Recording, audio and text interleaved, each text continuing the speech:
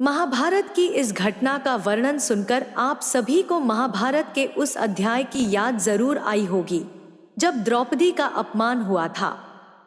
यह घटना न केवल भारतीय संस्कृति का अभिन्न अंग है, बल्कि यह हमें नैतिकता, मर्यादा और न्याय की शिक्षा भी देती है। इस कहानी में हम देख सकते हैं कि कैसे एक स्त्री के अपमान ने एक महान युद्ध को जन्म दिया जो सदियों तक याद किया जाएगा। लेकिन इस कहानी को विस्तार से समझने के लिए हमें उस समय की सामाजिक और पारिवारिक स्थिति को भी समझना होगा।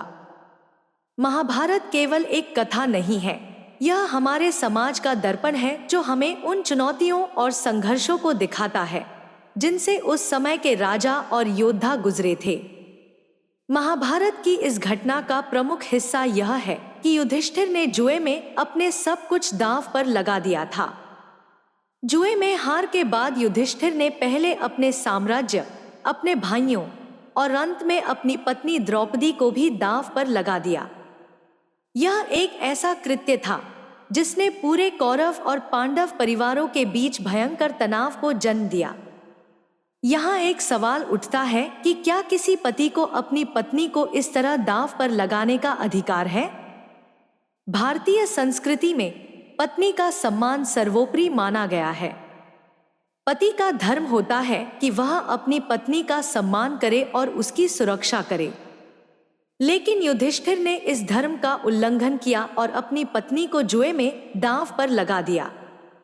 अगर आप इस तरह की कहानियों से जुड़े रहना चाहते हैं तो हमारे चैनल को सब्सक्राइब करना न भूलें। जब द्रौपदी को सभा में लाया गया तो उसका अपमान किया गया। यह उस समय की सबसे बड़ी त्रासदी थी जब एक स्त्री का इस प्रकार सार्वजनिक रूप से अपमान किया गया। यह घटना दर्शाती है कि सत्ता, अधिकार और अहंकार कैसे लोगों को अंधा बना सकते हैं। कौरवों ने द्रौपदी को मात्र एक वस्तु के रूप में देखा जिसे जुए में दांव पर लगाया जा सकता था।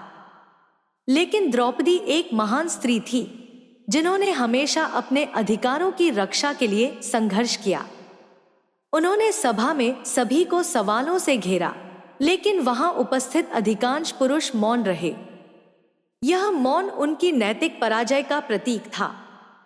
द्रौपदी ने सभा में उपस्थित सभी राजाओं और विद्वानों से प्रश्न किया था, क्या किसी पति को यह अधिकार है कि वह अपनी पत्नी को जुए में दांव पर लगा सके? यह सवाल न केवल उस समय के समाज के लिए था, बल्कि यह आज भी हमारे समाज के लिए महत्वपूर्ण है। स्त्री का सम्मान और उसकी स्वायत्तता हमेशा से एक संवेदनशील विषय रहा है और महाभारत की यह घटना इस मुद्दे को सबसे ऊंचे स्तर पर उठाती है।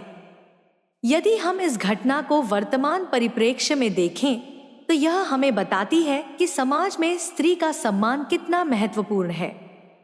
स्त्री को केवल एक वस्तु के रूप में नहीं देखा जा सकता, उसे अपने अधिकारों और सम्मान के साथ जीने का पूरा हक है। अगर आपको यह जानकारी उपयोगी लग रही है तो कृपया हमारे वीडियो को लाइक करें और अपने दोस्तों के साथ शेयर करें। द्रौपदी के अपमान के समय सभा में उपस्थित सभी प्रमुख राजाओं और योद्धाओं ने चुप्पी साधी। यहाँ तक कि भीष्म पितामह, जिन्हें धर्म का प्रतीक माना जाता था, वे भी द्रौपदी के प्रश्नों का उत्तर नहीं दे पाए। भीष्म पितामह की चुप्पी एक बहुत बड़ा सवाल खड़ा करती है, क्या समाज के सबसे बड़े धर्मगुरु और आदर्श लोग भी अन्याय के सामने मौन हो सकते हैं? भीष्म पितामह ने कहा कि उन्होंने केवल हस्तिनापुर के सिंहासन की रक्षा का वचन लिया था, न कि उसकी मर्यादा का। यहाँ यह स्पष्ट हो जाता है कि समाज में कई बार धर्म और सत्ता के बीच संघर्ष होता है। सत्ता की रक्षा के लिए लोग कई बार धर्म और न्याय की अनदेखी कर देते हैं।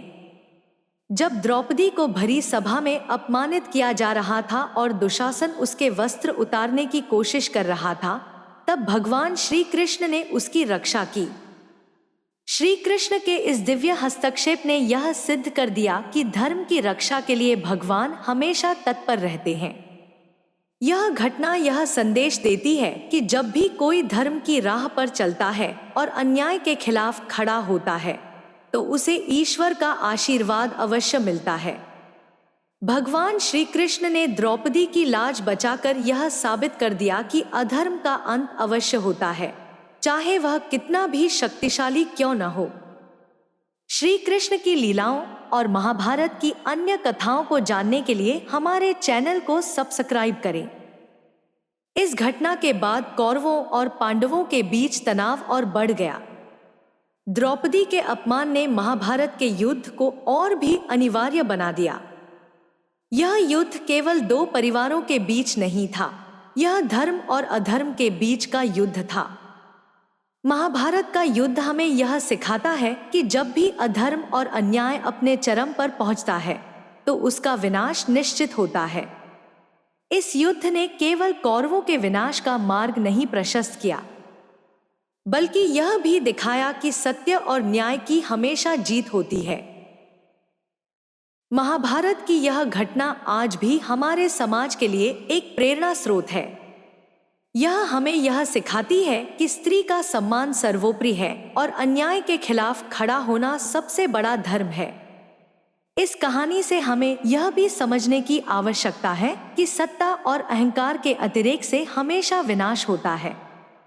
द्रौपदी ने अपनी बुद्धिमत्ता और साहस से यह साबित कर दिया कि स्त्री केवल एक वस्तु नहीं है, वह समाज की रीढ़ है और उसका अपमान समाज के विनाश का कारण बन सकता है।